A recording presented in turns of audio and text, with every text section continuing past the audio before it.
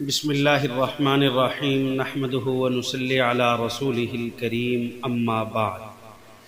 احباب گرامی، آج ہمارا سراج فی المیراث کا آج ہمارا تیسرا سبق ہے، اور تیسرا سبق آپ احباب اپنی کتاب کھول لیں۔ یہ جو میں نے کتاب آپ احباب کی طرف بھیجی ہے، یہ صفحہ نمبر 5 ہے، الحقوق المتعلقات بترک المیت۔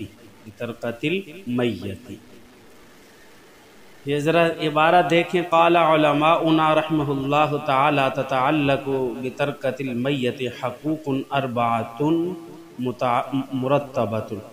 الاول یبدأ بتکفینہ وتجہیزہ من غیر تبذیر ولا تقتیر، ثم تقضى ديونه من جميع ما بقي من ماله، ثم تنفذ وصاياه من ثلث ما بقي بعد الدين، ثم يقسم الباقي بين ورثته بالكتاب والسنة والإجماع الأمة۔ دیکھیں اس کا ترجمہ، ہمارے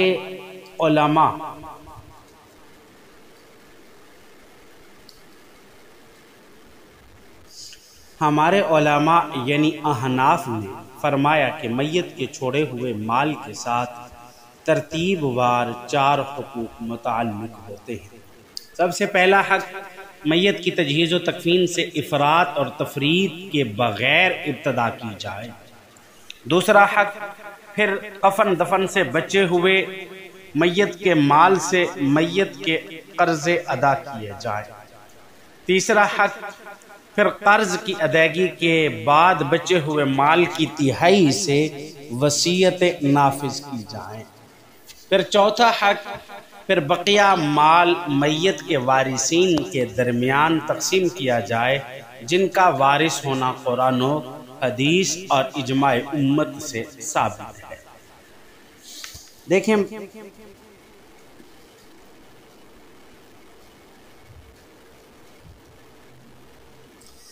یہاں تجہیز اور تکفین کا ذکر کیا گیا ہے، لیکن تجہیز و تکفین اس میں نہ افراط ہو اور نہ تفریط ہو، نہ ہی زیادہ اس میں بخل سے کام لیا جائے اور نہ ہی اس میں فضول خرچی سے کام لیا جائے۔ اب ایک مسئلہ ہے کہ اگر مرنے والا شخص اپنی زندگی میں کئی قسم کے کپڑے پہنتا تھا تو میانہ کپڑوں میں اسے کفنایا جائے گا۔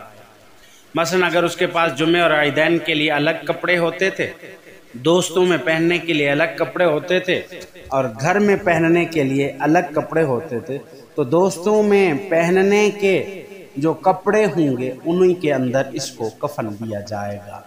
یعنی جو اس قسم کے میانہ پہنتا تھا یا جس اعتبار سے پہنتا تھا دوستوں میں، اسی میں اس کو کفن دیا جائے گا۔ ایک اور مسئلہ یہ کہ اگر ورثہ کفن میں اضافہ کرنا چاہیں تو قیمت میں اضافہ کرنے کی ورثہ میں گنجائش ہے، البتہ کفن مسنون سے زائد نہیں دے سکتے۔ اور اسی طرح ایک اور بات بھی ہے کہ اگر میت مقروض ہے اور قرض خواہوں کو حق ہے کہ مسنون کفن میں کفنانے سے روک دیں، ایسی صورت میں کفن کفایت دیا جائے تاکہ مال زیادہ خرچ نہ ہو اور قرض خواہوں کے لیے نہ بچے۔ اور وہ کفن کفایت کیا ہے؟ جو مردوں کے لیے 2 کپڑے ہیں، ایک لفافہ اور ایک ازار ہے، اور عورتوں کے لیے 3 ہیں، لفافہ، ازار اور اوڑھنی ہے، یہ 3 کپڑے ہیں۔ اور اسی طریقے سے اگر کوئی شخص مفلس ہو کر مرا ہے، کچھ بھی نہیں ہے، تو اس صورت میں کفن کی ذمہ داری اس شخص پر عائد ہوتی ہے جس پر زندگی میں اس شخص کا نفقہ واجب تھا۔ اگر ایسا کوئی شخص نہیں ہے کہ جو زندگی میں اس کو نفقہ دیتا ہو یا اس پر نفقہ شرعاً واجب ہو، تو پھر اس کا کفنانا دفنانا بیت المال پر ہے، یعنی سرکار پر ہے، گورنمنٹ پر ہے۔ اور اگر بیت المال بھی نہ ہو، اس میں کوئی صورت ایسی نہ ہو، تو اب عام مسلمانوں پر اس کا کفن دفن کا انتظام کرنا یہ انتہائی ضروری ہے۔ دیکھیں اب یہاں ترکہ جو تقسیم ہوگا، کیونکہ ہم نے 4 ان حقوق کو تفصیل کے ساتھ پچھلے سبق میں بیان کیا تھا، تو اب یہ سب سے پہلے ہم ترکہ کی تقسیم کا ذکر کرتے ہیں تو ترکہ ورثہ میں کس ترتیب سے تقسیم ہوگا؟ پہلے کن ورثہ کو ملے گا اور پھر کن ورثہ کو ملے گا؟ ترکے کی جو تقسیم ہوگی وہ تقسیم جس ترتیب سے ہوگی، وہ ترتیب ہم ذکر کرتے ہیں۔ دیکھیے، ترکہ سب سے پہلے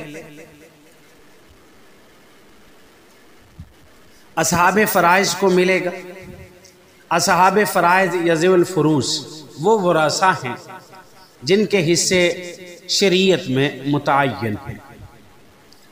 دوسرے نمبر پر اگر اصحاب فرائض یعنی ذوی الفروض میں سے کوئی نہیں ہے تو ان ذوی الفروض کے بعد ترکہ عصبہ نسبی کو ملے گا، یا ذوی الفروض کے دینے کے بعد بچ جاتا ہے تو پھر وہ ترکہ کے دوسرے نمبر پر کس کو ملے گا؟ ترکہ عصبہ نسبی کو ملے گا۔ عصبہ نسبی کسے کہتے ہیں؟ عصبہ نسبی میت کے وہ رشتہ دار ہیں جو ذوی الفروض سے بچا ہوا جو ترکہ لیتے ہیں۔ یہ میت کے کیا ہیں؟ وہ رشتہ دار ہیں جو ذوی الفروض سے بچا ہوا ترکہ لے لیتے ہیں، اور ذوی الفروض نہ ہوں تو سارا کا سارا ترکہ انہی کو ملتا ہے، عصبہ کو ملتا ہے۔ اچھا، عصبہ کی دو قسمیں، عصبہ نسبی اور عصبہ سببی۔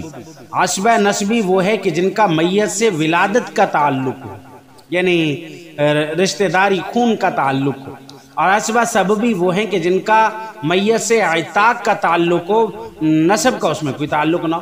اور پھر عصبہ نسبی جو اس کی پھر تین قسمیں، عصبہ بنفسہ، عصبہ بغیرہ، عصبہ مع غیرہ۔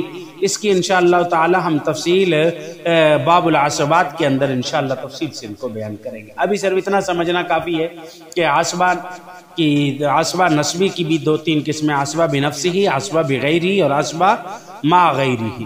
تو اب سب سے پہلے ذوی الفروض کو، اور ذوی الفروض اگر نہیں ہے یا ان کو دینے کے بعد ترکہ بچ جاتا ہے تو پھر کس کو دیا جائے گا؟ عصبہ کو۔ اور عصبہ میں سے بھی وہ عصبہ جو رشتہ دار ہیں یعنی عصبہ نسبی مقدم ہوگا۔ اگر عصبہ ذوی الفروض بھی اور عصبہ نسبی نہ ہوں تو اب ترکہ عصبہ سببی کو ملے گا۔ عصبہ سببی یہ مولا اطاقہ ہے، یعنی غلام کو آزاد کرنے والا جو مولا ہے جس نے آزاد کیا ہے وہ اس کا عصبہ بنے گا، یعنی سبب کے معنی میں ہے، یا آزاد کرنے والا اس آزادی کی وجہ سے یہ اس کا کیا بن رہا ہے؟ عصبہ بن رہا ہے۔ آزاد کرنے والے کا میت سے نسبی رشتہ نہیں ہوتا مگر آزاد کرنے کا تعلق ہوتا ہے، اس لیے اس کو عصبہ نسبی کہتے ہیں۔ اور اگر میت کو آزاد کرنے والا فوت ہو گیا ہے تو اس کے عصبہ نسبی یعنی پھر اس کے عصبہ نسبی، شروع میں تو میت کے ذوی الفروض اور عصبہ نسبی، اگر وہ نہیں ہے تو میت کا عصبہ سببی کو ملے گا۔ اگر میت کا عصبہ سببی بھی فوت ہو گیا ہے تو اب میت کا جو عصبہ سببی تھا اس عصبہ سببی کے جو آگے عصبات ہیں یعنی اس کے بیٹے، باپ، بھائی، بھتیجے، چچا اور چچا زاد ہیں، ان کو ترکہ ملے گا۔ اور اگر یہ بھی نہ ہوں تو اگر آزاد کرنے والا کسی کا غلام تھا تو اس کے آزاد کرنے والے آقا کو ترکہ ملے گا، یعنی جو عصبہ سببی ہے جس نے اس کو آزاد کیا ہے، اگر وہ بھی خود کیا تھا، پہلے غلام تھا پھر آزاد ہوا، پھر اس نے آگے اس کو خریدا، اس کو آزاد کیا، تو اب اگر اس کا وہ مولا مر گیا اور اس کے کوئی عصبات بھی نہیں ہے تو پھر دیکھا جائے گا کہ یہ جو مرنے والا ہے یہ خود غلام ہے، تو اس کا آگے جو عصبہ سببی ہے مولا عتاقہ جس کو کہتے ہیں، تو پھر یہ مال اور ترکہ اس شخص کو ملے گا۔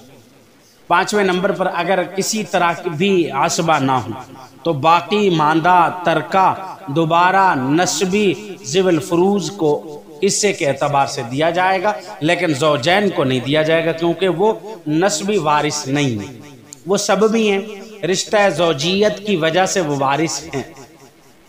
اس کو اصطلاح میں رد کہتے ہیں، آپ رد کے مسائل بھی پڑھیں گے، یعنی جب ذوی الفروض کو دیا دینے کے بعد مال بچہ اب عصبات کو مال جائے گا، عصبہ سببی بھی نہیں ہے، عصبہ نسبی بھی نہیں ہے، عصبہ سببی بھی نہیں ہے، اور اسی طرح کوئی بھی عصبات نہیں ہے تو یہ مال دوبارہ ذوی الفروض کی طرف جائے گا، یہ دوبارہ مال ذوی الفروض کو دیا جائے گا۔ یہ جو دوبارہ رد ہوتا ہے اس کو کیا کہتے ہیں؟ رد کہتے ہیں۔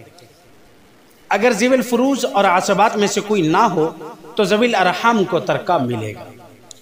تو ذوی الارحام کی تفصیل انشاءاللہ اس کے اپنے باب میں آئے گی، ذوی الارحام بھی نہ ہوں تو مولا موالات کو کیا دیا جائے گا؟ ترکہ دیا جائے گا۔ اچھا، مولا موالات کا ایک معنی تو یہ کہ دوستی کرنا ہے، ویسے فقہ کی اصطلاح میں ایک خاص قسم کے معاہدے کو مولا موالات کہتے ہیں۔ مثلا وہ معاہدہ یہ ہے کہ ایک شخص دوسرے سے کہے کہ آپ میرے مولا کفیل بن جائیں، مولا سے مراد کفیل بن جائیں، میں آپ کو اپنا وارث بناتا ہوں، اگر مجھ سے کوئی موجب دیت جنایت ہو جائے تو آپ میری طرف سے دیت ادا کریں، اور دوسرا شخص اس کو قبول کرتا ہے، اور اگر میں مر جاؤں تو میرا مال کیا ہوگا؟ وہ آپ کا ہوگا۔ تو اس صورت میں 7ویں نمبر پر یہ میراث کس کو ملے گی؟ مولا موالات کو ملے گی۔ احناف کے نزدیک میراث میں یہ عقد معتبر ہے، لیکن شوافع کے ہاں میراث میں یہ عقد موالات یہ معتبر نہیں ہے۔ اچھا، اگر ان 7 میں سے کوئی وارث نہیں ہے، یعنی ان جو ہم نے وارث ابھی 7 بیان کیے ہیں ترتیب سے، ان میں سے کوئی نہ ہو، تو وہ شخص وارث ہوگا جس کے لیے میت نے اپنے غیر سے نسب کا اقرار کیا، یعنی کسی مجہول و نسب کے بارے میں یہ کہا ہو کہ یہ میرا بھائی ہے یا چچا ہے، یا اس کے بارے میں اس بات کا اقرار کیا ہو کہ اس کا نسب اس کے غیر سے ثابت نہیں ہے، اگرچہ اس کے نسب کو یہ ثابت نہ کر سکا ہو لیکن اقرار کیا ہو، تو اس صورت میں یہ میراث میں جو حصہ ہوگا وہ اسی شخص کو ملے گا۔ اور اگر یہ بھی نہیں ہے، کوئی بھی نہیں ہے، اور میت نے کسی کے لیے 1/3 سے زائد یا سارے ترکے کی وصیت کی ہو، تو 1/3 سے زائد اور سارا ترکہ اسی موسیٰ لہو کو دیا جائے گا۔ یہ ایک آخری صورت ہے کہ جب میراث میں سے کوئی بھی نہ ہو پھر اس کو دیا جائے گا، اور پھر آخر میں اگر یہ 9 کے 9 ورثہ جو ترتیب وار ہم نے بیان کی یہ نہیں ہے، تو پھر اس صورت میں یعنی اس کا مال بیت المال یعنی حکومت اسلامیہ کے خزانے میں جمع کر دیا جائے گا، اور حکومت اسلامیہ اس خزانے اپنا خزانہ جہاں پہلے غرباء فقراء میں تقسیم کرتی ہے وہاں تقسیم جہاں کرے، جہاں ثواب دید پر وہاں تقسیم کر سکتی ہے۔ امید ہے کہ اچھے طریقے سے سمجھ آیا ہوگا۔ اللہ رب العزت ہمیں سبق سمجھنے اور پھر اس کو صحیح معنی یاد کرنے کی توفیق عطا فرمائے۔ وآخر دعوانا الحمدللہ رب العالمین۔